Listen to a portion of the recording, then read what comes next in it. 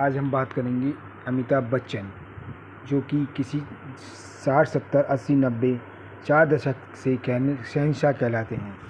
जी हाँ, इनका जन्म इलाहाबाद में हुआ था 1947 में। और इनकी जो है और इनकी शिक्षा शेरवुड कॉलेज नैनीताल और किरोड़ीमल कॉलेज दिल्ली विश्वविद्यालय से हुई थी।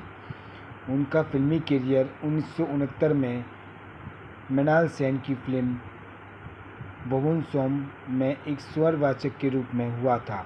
उनकी पहली बार 1970 के दशक में आई फिल्म वर्षों में आनंद, जंजीर और रोटी कपड़ा और मकान जैसी फिल्मों से लोकप्रियता मिली थी। बाद में कई वर्षों तक इनने ज़्यादा प्रसिद्धि हासिल की। हिंदी फिल्मों में उनकी भूमिकाओं के लिए उन्हें भारत का एग्री यंग मैन कहा जाने लगा।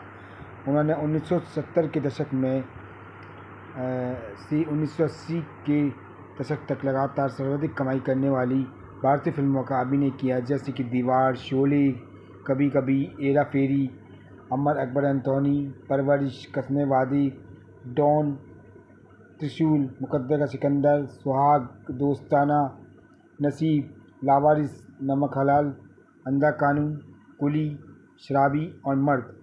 साथ ही उन्होंने कुछ सबसे अच्छे प्रदर्शन में नमक हराम, अभिमान, मजबूर, मिली, चुपके चुपके, दो अनजाने, काला पत्थर, शान, सिलसिला, याराना, कालिया शामिल है। सत्ते पे सत्ता, शक्ति, आखिरी रास्ता, शहंशाह और अग्निपथ।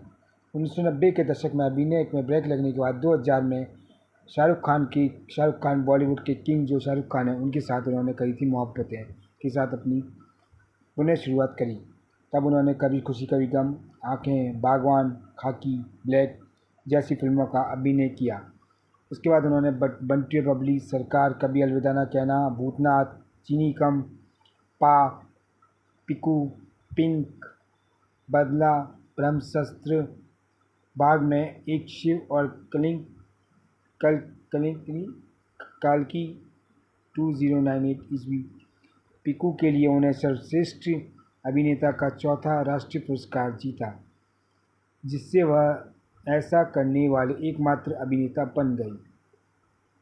बॉलीवुड ने अपने करियर की शुरुआत में कई पुरस्कार जीते, जिनमें सर्वश्रेष्ठ पुरस्कार अभिनेता श्रेणी के रिकॉर्ड में 4 राष्ट्रीय पुरस्कार रहे और अंतर्राष्ट्रीय फिल्म समारोह की पुरस्कार समारोह में कई पुरस्कार शामिल किए।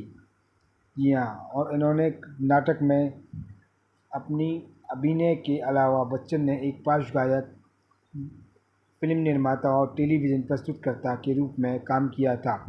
उन्होंने गेम शो कौन बनेगा करोड़पति के कई सीजन में मेज़बानी की, जो गेम शो फ्रेंचाइजी का भारतीय संस्कृति के है कौन बनेगा करोड़पति।